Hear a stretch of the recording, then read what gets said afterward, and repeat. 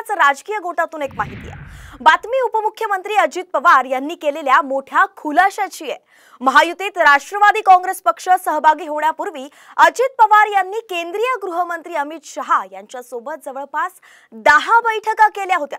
दिल्लीत पत्रकारांशी गप्पा मारताना अजित पवारांनी ही मनमोकळेपणाने ही कबुली दिलेली आहे। इतकंच नाही तर बैठकीसाठी दिल्लीला जाताना आपण खास पेहरावात जायचो असंही दादा म्हणाले।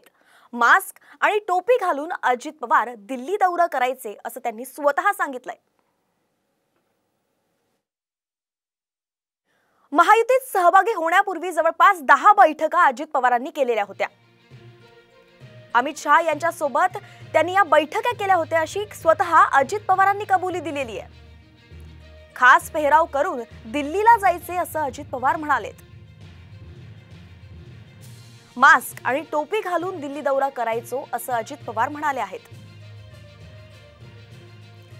दिल्लीत पत्रकारांशी गप्पा मारताना अजित पवारांनी मनमोकळेपणानं ही कबुली दिलेली आहे।